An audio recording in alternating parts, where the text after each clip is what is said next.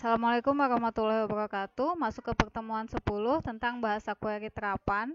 Jadi kalau bahasa query aljabar itu yang biasanya kalkulus berhubungan dengan matematika. Kalau di sini bahasa query terapan itu adalah bahasa yang digunakan dalam pembuatan database dan tabel.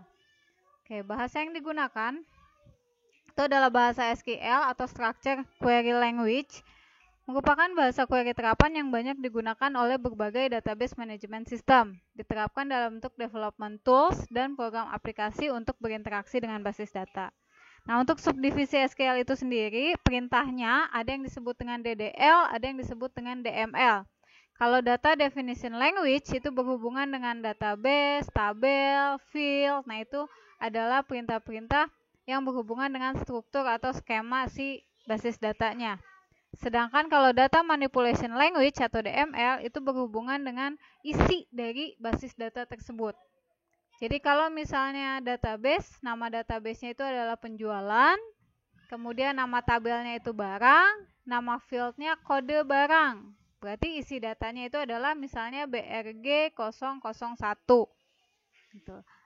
Perintah membuat tabel penjualan, database penjualan, tabel barang, kemudian field kode barang menggunakan perintah DDL. Sedangkan untuk menambahkan isi datanya seperti BRG 01 menggunakan perintah DML. Ini pengelompokan untuk perintah-perintahnya, ada perintah create, perintah drop. Create itu membuat. Jadi bahasa SQL itu adalah bahasa tingkat tinggi yang sudah menggunakan bahasa Inggris dan lebih dimengerti oleh user atau pengguna. Create itu bahasa Inggris atau perintah untuk membuat, kemudian drop itu untuk menghapus. Perintah create, drop digunakan pada database, tabel, dan field. Kemudian kalau alter tabel itu digunakan pada field.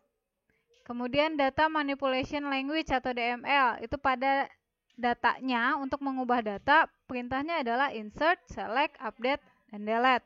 Insert menambahkan, select untuk memilih, kemudian update untuk merubah data, delete untuk menghapus. Kemudian data akses ada grant dan revoke, data integrity-nya ada recover table, kemudian auxiliary-nya itu select into out file. Ini adalah perintah-perintah lanjutan dari SQL tersebut. Kemudian perintah create, dalam membuat database, perintahnya adalah create. Create spasi database, nama databasenya apa? Contohnya di sini adalah nama databasenya kampus, maka create spasi database spasi kampus. Kemudian untuk pembuatan tabel, create spasi tabel spasi nama tabelnya apa? Nah, bedanya kalau database cukup sebutkan nama databasenya, sedangkan kalau untuk tabel kita harus sebutkan ada berapa field di dalam tabelnya, kemudian tipe datanya apa saja, jangkauannya berapa. Contohnya di sini membuat create tabel mahasiswa dengan fieldnya itu ada NIM, tipe datanya char, kemudian jangkauannya 8 dan seterusnya. Kemudian pembuatan indeks. Nah, di sini perintahnya adalah create nama field yang mau dibuat indeks, kemudian perintahnya indeks, nama indeksnya apa.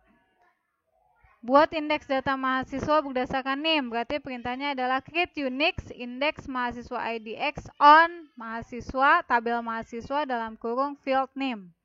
Kemudian pembuatan view, ini untuk melihat data yang ada di dalam tabel mahasiswa. Create view, kemudian nama view-nya terserah, di sini contohnya MHS view, as select berarti kita memilih data from dari tabel mahasiswa. Kemudian perintah untuk menghapus itu adalah perintah drop, drop database, drop tabel, drop index, drop view, dan seterusnya. Kemudian di sini alter tabel, perintah yang digunakan pada field. Kalau saya mau menambahkan berarti alter table, nama tabelnya apa, add, berarti menambahkan satu field baru. Sedangkan kalau untuk merubah berarti alter table modify. Alter table nama tabelnya apa, modify field apa yang mau diganti namanya. Kemudian hapus kolom jenis kelamin. Untuk menghapus perintahnya adalah drop. Alter tabel nama tabelnya apa, kemudian drop nama fieldnya apa. Nah, selain DDL ada perintah DML atau data manipulation language yang digunakan pada datanya. Perintahnya adalah insert, kemudian select, update, delete, dan seterusnya. Sintaks SQL yang digunakan untuk menambahkan record adalah insert. Perintahnya insert into, sebutkan nama tabelnya, kemudian isi fieldnya apa saja. Oke, kemudian ada perintah update. Di sini untuk merubah update tabel, nama tabelnya misalnya mahasiswa, update mahasiswa, set. Apa yang mau dirubah? Perintah set ini untuk merubah field yang isi data di field yang sebelumnya menjadi isi field yang sekarang. Contohnya update mahasiswa, set, merubah field alamat yang tadinya Depok, merubah field alamat menjadi Depok, di mana nomor NIM-nya sekian. Kemudian delete, itu delete from nama tabelnya apa, di mana apa yang mau dihapus. Contohnya delete from mahasiswa, di mana NIM mahasiswa tersebut adalah 211980002. Oke, di sini DML lanjutan, tabel di bawah ini untuk perintah select, berarti saya mau menampilkan data-data yang ada di dalam tabel. Select bintang from nilai, berarti kita akan menampilkan seluruh data yang ada di dalam tabel nilai. Jadi perintah bintang itu adalah perintah secara keseluruhan. Select nama kolom, from nama tabel, where kalau misalnya ada kondisi berarti tidak semuanya ditampilkan dan sebagainya. Nah, kalau untuk menampilkan secara keseluruhan di sini perintahnya select bintang from nama tabelnya apa. Jadi bintang itu artinya all, menampilkan secara keseluruhan data yang ada di dalam tabel.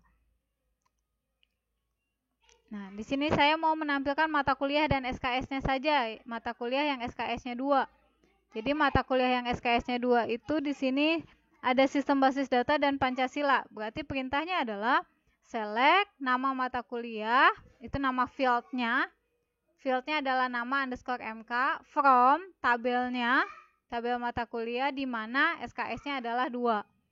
Maka akan ditampilkan nama mata kuliah sistem basis data dan Pancasila. Kalau menggunakan bintang, berarti select bintang from tabel nilai where, nilainya di mana mid lebih dari sama dengan 60 atau finalnya lebih dari 75. Oke. Di sini adalah aplikasi yang digunakan, itu menggunakan perintah localhost /phpMyAdmin, di mana ini diketikinnya di browser, bisa pakai Google Chrome, bisa pakai Mozilla dan sebagainya. Kemudian kamu tinggal masukkan root dan password, atau bisa juga menggunakan command prompt untuk membuat tampilan.